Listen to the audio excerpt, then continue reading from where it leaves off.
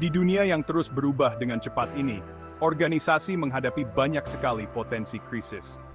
Peristiwa ini bisa beragam, mulai dari bencana alam hingga penarikan produk, yang masing-masing menimbulkan ancaman signifikan terhadap reputasi, stabilitas keuangan, dan kesejahteraan organisasi secara keseluruhan.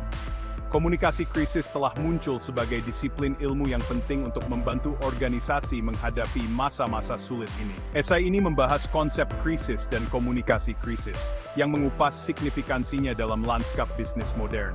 Kita akan mengkaji definisi krisis, potensi dampaknya terhadap organisasi, dan peran komunikasi krisis dalam mengurangi kerusakan dan melindungi para pemangku kepentingan. Dengan memahami karakteristik dan tipologi krisis, kita dapat lebih memahami kompleksitas yang terlibat dalam mengelola situasi ini secara efektif. Lebih lanjut, esai ini akan membedakan antara komunikasi krisis dan krisis komunikasi, yang menyoroti pentingnya respons yang cepat dan efektif dalam menjaga reputasi organisasi. Dengan menerapkan prinsip-prinsip komunikasi krisis, organisasi dapat keluar dari situasi yang menantang dengan kerusakan minimal dan bahkan memperkuat posisi mereka di mata para pemangku kepentingan. Strategi komunikasi krisis yang dijalankan dengan baik tidak hanya reaktif tetapi juga proaktif, mengantisipasi potensi ancaman dan mempersiapkannya dengan pesan dan saluran komunikasi yang dirancang dengan cermat. Krisis adalah ancaman signifikan terhadap operasional atau reputasi organisasi yang berpotensi meningkat intensitas dan dampaknya. Ini adalah situasi yang ditandai dengan ketidakpastian, urgensi, dan kompleksitas tingkat tinggi, yang menuntut tindakan cepat dan tegas dari para pemimpin organisasi. Krisis dapat muncul dalam berbagai bentuk, mulai dari bencana alam dan kegagalan teknologi, hingga skandal keuangan dan bencana hubungan masyarakat. Apa yang menyatukan peristiwa-peristiwa yang tampaknya berbeda ini adalah potensinya untuk mengganggu operasional bisnis normal, mengikis kepercayaan pemangku kepentingan, dan menimbulkan kerusakan jangka panjang pada citra merek organisasi.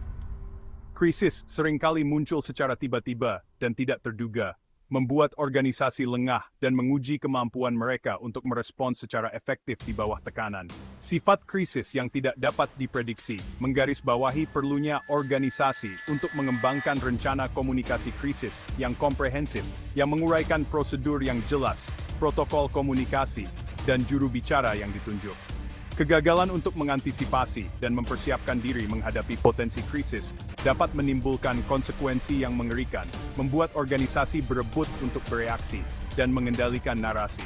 Dengan tidak adanya strategi komunikasi krisis yang terdefinisi dengan baik, organisasi berisiko memperburuk situasi, memperkuat publisitas negatif, dan membahayakan kelangsungan hidup jangka panjang mereka. Krisis dapat berdampak buruk pada organisasi, yang menyebabkan kerusakan reputasi dan kerugian finansial yang signifikan.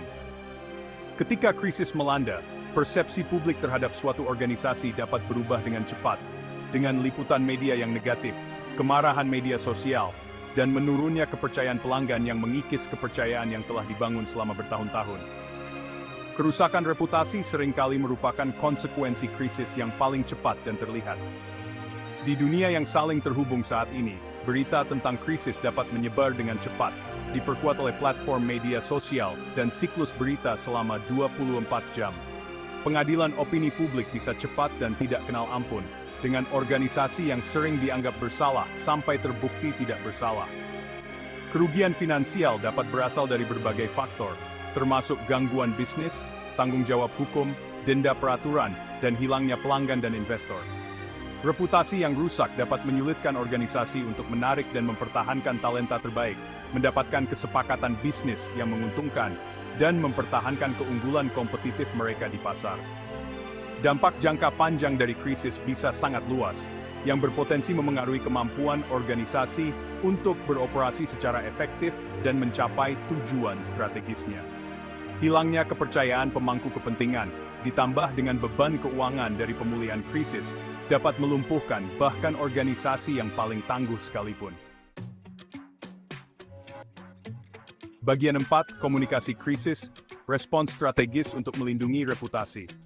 Komunikasi krisis adalah fungsi organisasi strategis yang memainkan peran penting dalam melindungi dan menjaga reputasi organisasi selama masa krisis. Ini melibatkan penyebaran informasi yang tepat waktu, akurat, dan transparan kepada para pemangku kepentingan utama, termasuk karyawan, pelanggan, investor, outlet media, dan masyarakat umum. Komunikasi krisis yang efektif bertujuan untuk mengendalikan narasi, mengelola persepsi publik, dan meminimalkan dampak negatif krisis pada organisasi.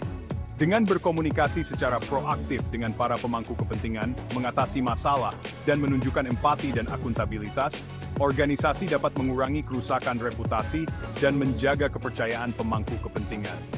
Rencana komunikasi krisis yang terdefinisi dengan baik menguraikan pesan-pesan kunci, menunjuk juru bicara, menetapkan saluran komunikasi, dan memberikan pedoman untuk memantau dan menanggapi situasi krisis yang berkembang. Sangatlah penting bahwa rencana komunikasi krisis selaras dengan tujuan dan nilai strategis organisasi secara keseluruhan. Komunikasi krisis bukan sekadar bereaksi terhadap peristiwa, ini tentang secara proaktif mengantisipasi potensi krisis, mempersiapkannya, dan memiliki rencana yang jelas untuk mengelola situasi secara efektif. Dengan menerapkan pendekatan proaktif dan strategis untuk komunikasi krisis, organisasi dapat menavigasi situasi yang menantang dengan kepercayaan diri dan ketahanan yang lebih besar. Bagian 5. Karakteristik utama. Krisis tidak terduga, mendesak, dan tidak pasti. Krisis dicirikan oleh serangkaian atribut unik yang membedakannya dari tantangan sehari-hari. Karakteristik utama ini menggarisbawahi perlunya organisasi untuk menghadapi situasi krisis dengan rasa urgensi dan kesiapsiagaan. Salah satu ciri khas krisis adalah sifatnya yang tidak terduga. Krisis seringkali muncul secara tiba-tiba dan tanpa peringatan, membuat organisasi lengah. Unsur kejutan dapat menyebabkan kebingungan dan disorganisasi. Ciri khas lain dari krisis adalah urgensinya yang melekat. Krisis menuntut perhatian dan tindakan segera, karena penundaan dapat menimbulkan konsekuensi yang parah. Waktu sangat penting dalam manajemen krisis, dan organisasi harus siap untuk bertindak tegas. Ketidakpastian adalah elemen krisis yang meluas, karena informasi mungkin tidak lengkap atau bertentangan. Tidak tujuan organisasi untuk melakukan respons yang efektif. Bagian 6. Tipologi krisis, dari bencana alam hingga penarikan produk. Krisis dapat bermanifestasi dalam berbagai bentuk. Masing-masing menimbulkan tantangan unik dan memerlukan strategi komunikasi yang disesuaikan. Bencana alam, seperti angin topan, gempa bumi, dan banjir, dapat mengganggu operasi dan mengancam keselamatan. Organisasi harus siap mengaktifkan rencana keberlangsungan bisnis dan berkomunikasi dengan karyawan serta pelanggan.